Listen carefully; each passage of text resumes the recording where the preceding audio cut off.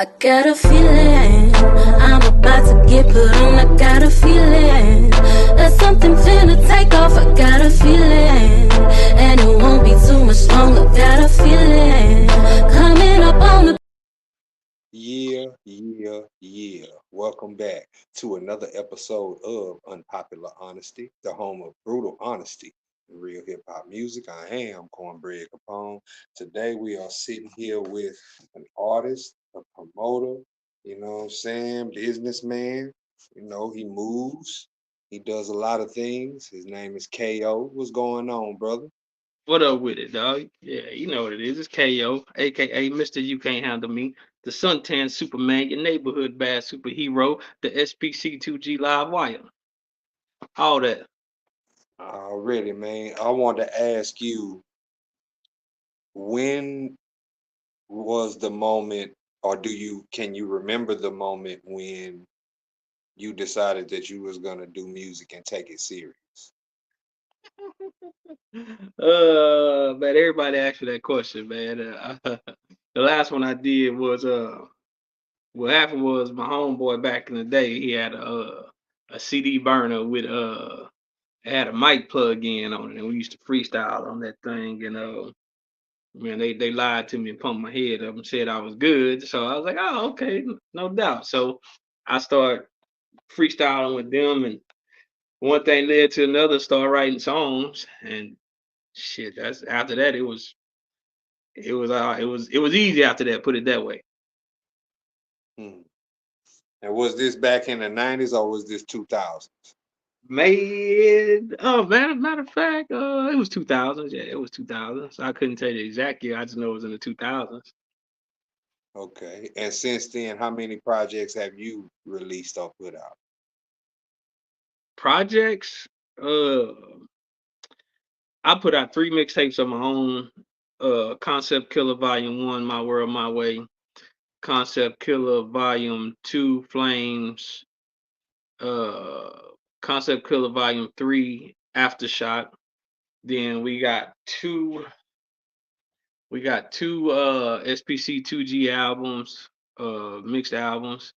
We got a 2G actual studio legit album in the works. It's all done. It's in the mixing and mastering process. Shit, I've been on countless songs from here to Germany, all over. So yeah. Man.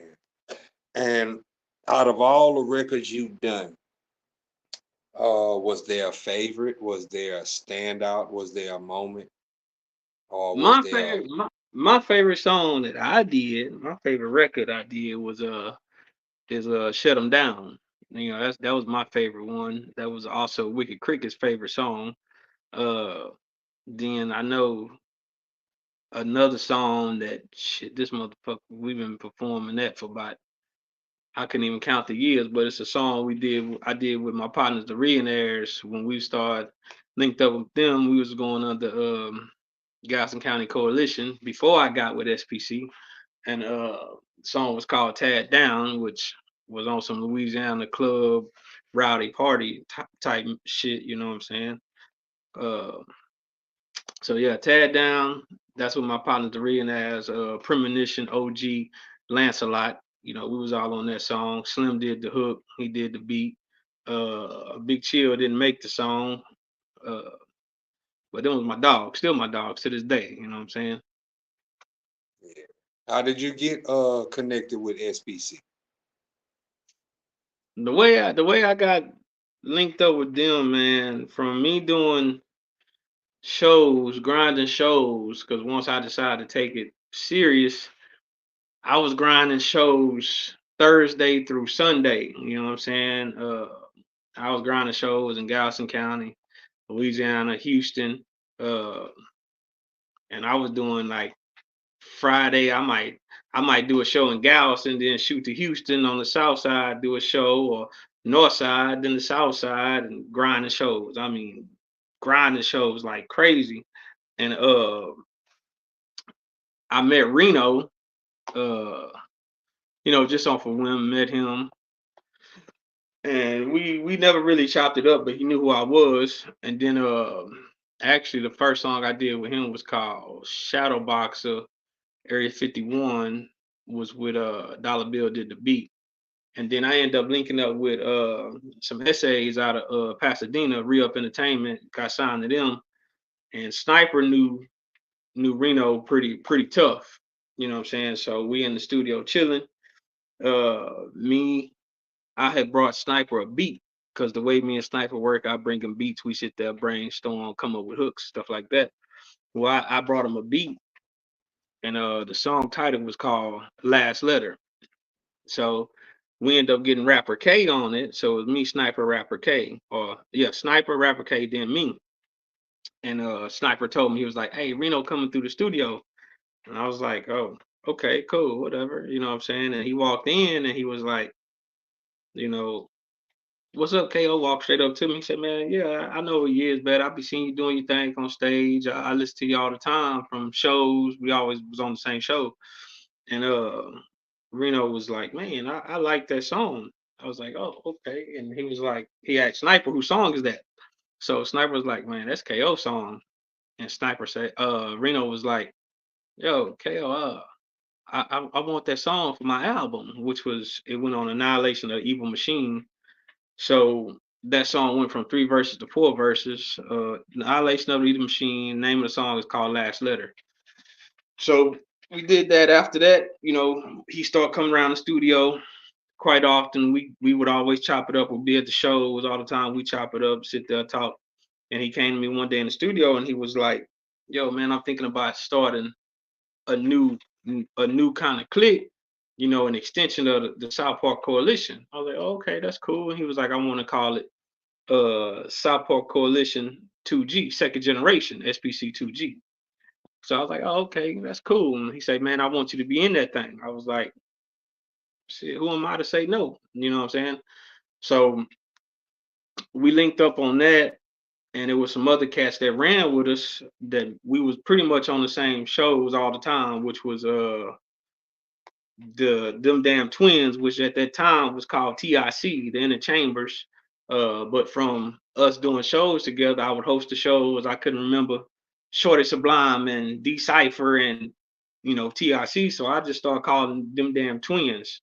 So Reno was like, "I see them always on stage, man. I want them, think they'll be down to do it." I said, "Yeah, we talked to them. They was like, bet." So they was in.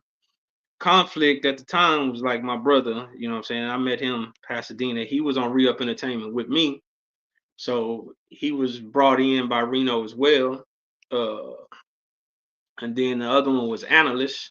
He was brought in. So that was the core of SPC2G. Now, a lot of people got this second generation thing going or whatever. Well, SPC2G was the first second generation click that originated that second generation of anything. You know what I'm saying? It ain't no hate to anybody, you know what I'm saying? Like screwed up click, second generation stuff like that. But we was rocking SPC 2G for years before anything else second generation came along. You know what I'm saying? So we kind of originated that. And ever since then, I've been rocking tough with Reno, all the South Park Coalition members, you know what I'm saying? And like Reno said, to get into this clique, it ain't about who we want talented artists that we ain't gotta sit there and hand feed and hey, here go a show. Got you on the show, got you on the show. He was like, "I like the way y'all rock, I like the way y'all move by yourself."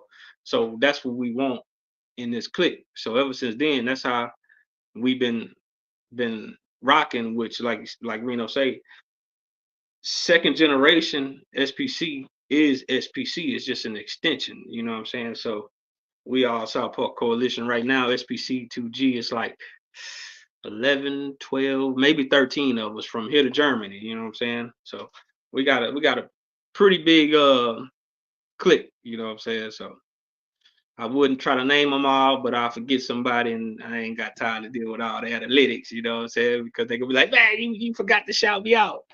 Look, they know who they is. South Park Coalition second generation. Y'all all know who y'all is, man.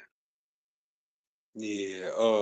I wanted to ask you, what made you get into show promotion? Because you touched on it a little bit, but what really made you get into I was a doing show? class clown. Oh, I was okay. a class clown. I was a shy kid, but I was a class clown, and I talk a lot. You know what I'm saying? You put me in a situation, I can talk, and it just so happened. I'm doing a show in Galveston County.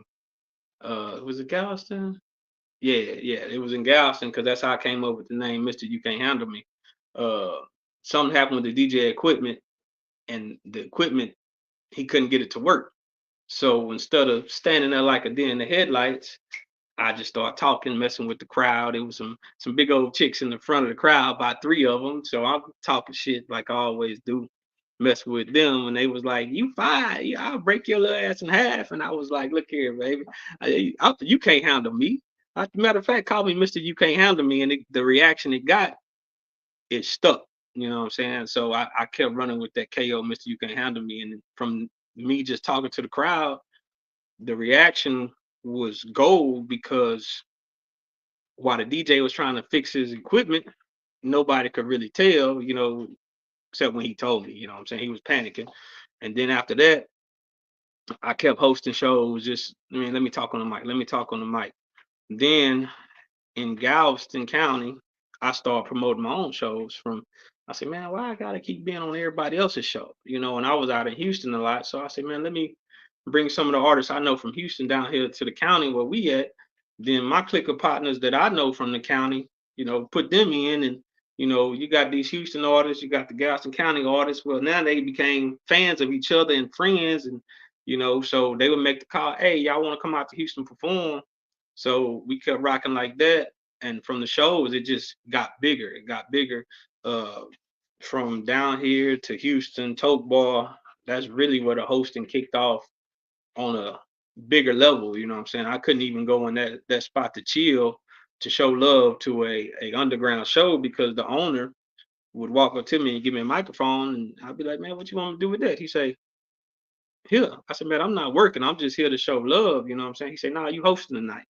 So it started going like that. People got the buzz in, hey, KO host shows. So they would call me, hey, you want to host? You can perform the host. And, it just kept rocking after that. And so years down the line, I end up linking up with Conflict put me on. He had a show at Scout Bar with Bone Thugs and Harmony. So I did like a verse with him. That's how we rock, because we always hype man each other. So the manager at the time was like, we got some more artists. Why don't you come do a set? So I did a set, and after that, every time they got a major artist, they would call me, call me, call me, call me, and I was peeping how the owner was running his shows. Um, he didn't have a DJ. They played house music. He didn't have a host. So I ended up talking to the manager. I was like, "Yeah, let me host the show." He was like, "Man, the owner don't like hosts. He don't like DJs, blah, blah, blah." I'm like, "Man, you doing these hip hop shows, you bringing Bone Thugs and Harmony down, you got 800 people in here. You ain't got nothing to entertain them between the performances. So that's how you get a lot of the altercation started, because you ain't got nothing for the people to take their mind off of. Hey man, you stepped on my shoe. Hey, you bumped into me. Why you looking at my girl?" So one of the Bone Thugs and Harmony shows, it was getting a little rowdy, and so I ended up talking to the manager, and I was like, "Yo, give me the mic." He said, "Man, Bone gonna get mad." Well, Thomas, the owner, he called him Bone. He said, he gonna get mad, man. And it was getting a little rowdy. I said, "Bro, trust me." He gave me the mic. Got up there. He said, "Fuck it, do what you do." So I end up getting up there doing what I do, talking shit, fucking with the crowd. Well, the Facebook page for the owner, Scout Bar, started blowing up with comments like, "Yo, man, we went to see a hip hop show. We didn't know we was going to see a hip hop show and a comedy show."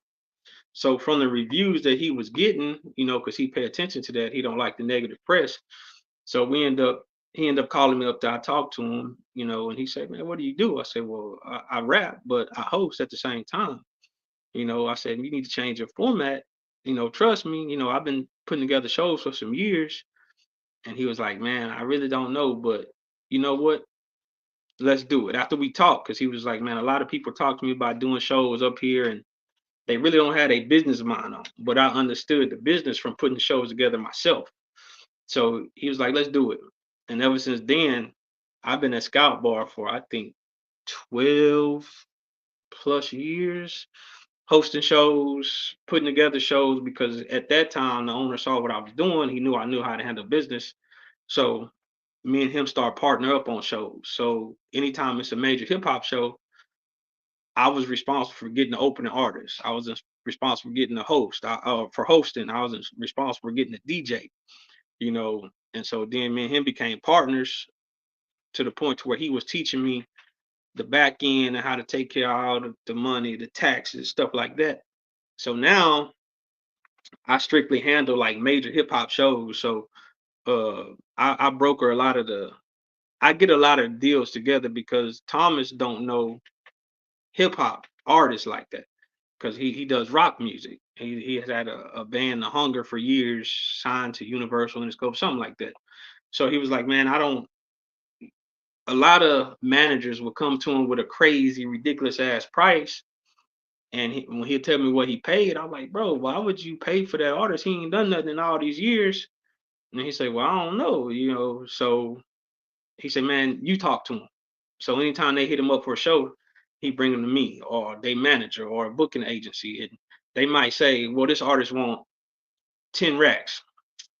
Bro, he ain't had a song that hit big in like 6, 7 years. Why we pay him 10 racks? We'll pay him four, you know.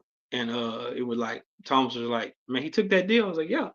So once I get the deal down to a reasonable amount, I send it to Bone.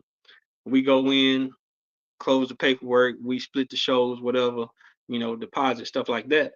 And shit, it's been rocking ever since then. And you know, I can tell you now, I've been on stage with Bone Thugs and Harmony 6 times, Too Short, E40, you name them. I done been on stage with them. Everybody from Houston because they knew me from South Park Coalition and stuff like that. So, you know, it's the list go on. I can't even name all of them. Man, from me to you, I'm gonna give you your props because I've been a part of a lot of shows, but your shows have probably been the best that I've been a part of. You know what I'm saying? So that's just from me to you. You Right, know, right.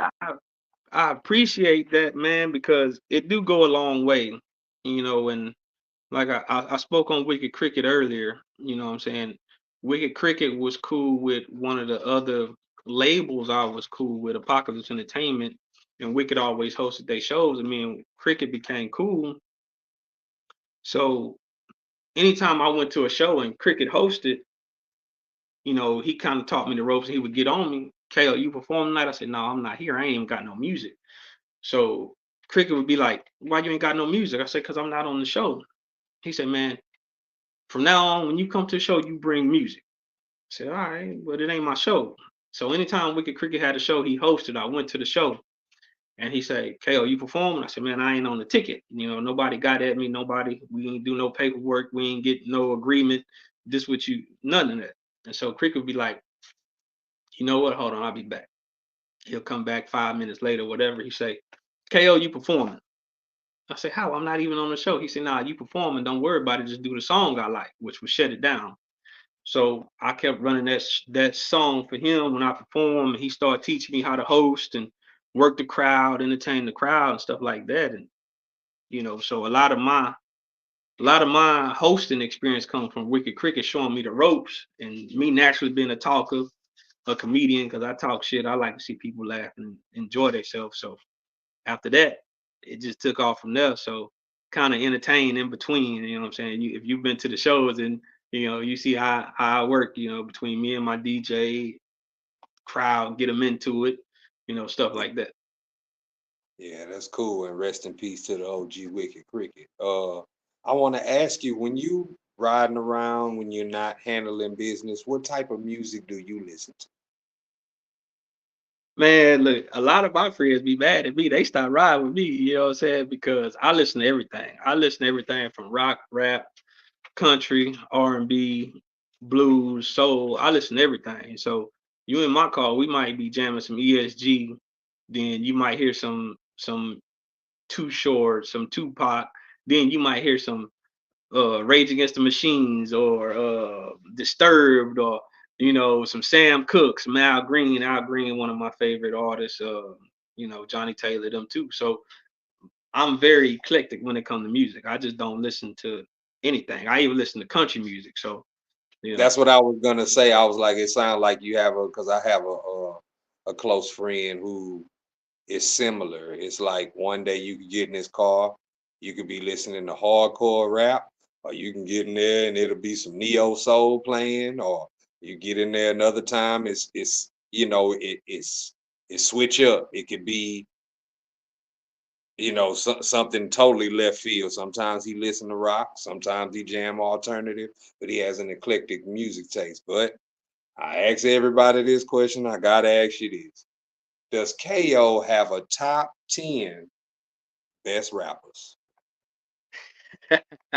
My top 10 best rappers, I can always, no matter what people gonna say, Mystical is always my number one artist. So of course Mystical, uh Boosie, Fox, uh C Murder, Busy Bone, Crazy Bone, Pastor Troy, David Banner, because of how he worked the crowd, Bone Crusher, how he worked the crowd. They not in my top favorites, but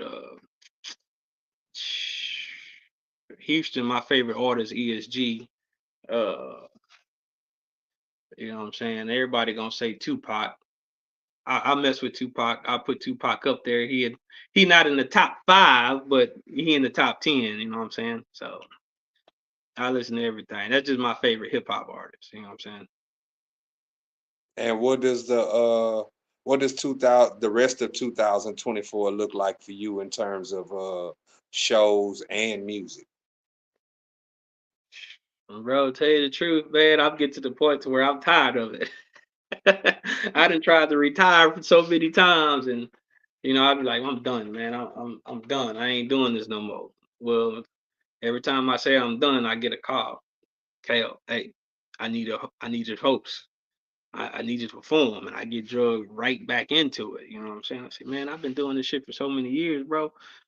I'm tired of it. But the thing is like I tell everybody, uh, being on stage to me is the best high. That's the best drug. Ain't nothing better than that high, being on stage and seeing, when you look out there and see the people rocking with you, having a good time. You get off stage, I like what you're doing, this and that. You know what I'm saying? So to me, that's like the best drug. That's the best high. So like I'm addicted to it. You know what I'm saying? So even though I say I'm retired, I go through my phases where, I ain't fooling with this, but it always come back around. I get a call. It's usually an important call to get me back into it. So as I say, walking away, you can say it. It's easy to say it, but it's harder to do. The rest of the year, we really been slow on. Really been slow on shows at Scout Bar. I still get little shows here and there. We do a couple hip hop shows here and there, but after COVID, the market kind of went up. You know what I'm saying? So artists that we might have been paying 4 bands for, they want 8. Artists we was playing 5, they might want 10. You know what I'm saying? Bone Thugs went from 20 to like 32, 35, something like that. So the market is crazy right now. So we try to find those good shows that's not breaking the bank, because as a promoter, we got to eat too. You know what I'm saying? If we spending 10 grand on the show, we got to make sure we get enough people in there to cover that, and make our money back from what we put into the show with a little bit of extra. You know what I'm saying? Because if you're doing something, you put money up or something, you always want to make something on the top. You know what I'm saying? Because if you're doing it for free, then ain't nothing wrong with it. But if you keep spending your money without making no money, you ain't eating. You ain't gonna eat. You gonna starve. You know what I'm saying? So that's about what the year looked like. You know what I'm saying? I got a couple shows in the bag. Some of them I can't announce right now. A couple big shows. Working my way into Beaumont as hosting. Same thing I do at Scout Bar, because the owner has a second club that he's working out of as well. So we got some hip hop shows out there that, a lot of my people that I bring to the shows at Scout Bar, we gonna get them out of there. You know what I'm saying? Versus just having them in Houston. You got to get out of your comfort zone. You know what I'm saying? That's the only way, because Houston is big, yes, but you only gonna go so far. You got to branch out and get those other ears and eyes on you, You know what I'm saying? Because it's no telling who's in the crowd, who you gonna meet, who's there. You might meet somebody with a record label that want to sign you, put some money in your pocket. So that's pretty much my goal. Because I tell everybody, I ain't dreaming about making it big. I done did whatever. Now I'm all about helping other people get to what they want to do. I do it for fun, entertainment, because I love doing it. Right. That's real, man. I want to appreciate you for giving me your time and hollering at me, man. Before we Oh leave, yeah, man. I know we talked about this a couple times, and you know what I'm saying, the communication kept breaking down. We good, then we died, you know what I'm saying? And we finally got it set up, you know what I'm saying, to where we could sit down and talk. And like I tell anytime I do an interview, bro, you can ask me whatever. It don't matter. You ain't gotta shoot me no question. Hey, this what I'm gonna ask you now, bro. You ain't gotta tell me nothing. You gonna ask me. You ask me whatever you want off the top of the head, and I'm gonna give you my truthful answer, because I feel like it's more authentic that way, to where I ain't gotta think about what I'm gonna say to make it sound nice. And no, I'm gonna give it to you right then and there on the spot. You know what I'm saying? that's real, man. Before we get up out of here, is there anything that you would like to say? Anything that you would like to promote? Well, a lot of people, most people know me. I'm KO, flat out. Uh, I'm from Louisiana. I grew up in Texas, but I'm always back home, back and forth. We do have a SPC 2G album coming out. It's in the final stages of mixing. We do got a big show with K Reno coming up at Scout Bar, and I can't remember the date to save my life, but I know it's in September. I think the second week in September, third week, something like that. Um, Other than that, man, it's really just up in the air. I am working on a fourth mixtape. I kind of put my foot in my mouth to and kind of put myself on the record for five of them. You know what I'm saying? I've been wanting to quit after three. You know what I'm saying? But the fourth one was actually called Breaking Point. And then I had one more after that called the Zik. It's a slow boogie, slow process. I just don't be in the studio like I used to. I got a family. I'd rather be at home with my family, my kids, stuff like that, than be sitting in the studio for hours upon hours on hours. You know what I'm saying? So it's a slow process. And we are working on a video shoot for a song called Midlife Crisis. We're gonna shoot that video in October. We already got the location. Once we get the date locked in, I'll shoot that out. So anybody who want to come be a part of the video, then come on out, because it's a house party theme. So that's how the video gonna be centered around. It's just house party. We have fun at the house party. So That's cool, man. Well, on behalf of KO, I am Cornbread Capone. This is Unpopular Honesty, the home of brutal honesty and real hip hop music. And as we always say, everybody, peace and love, because that's what the world need right now in a major way. Peace and love, oh yeah, it's a crazy place. You gotta have that for real. for real.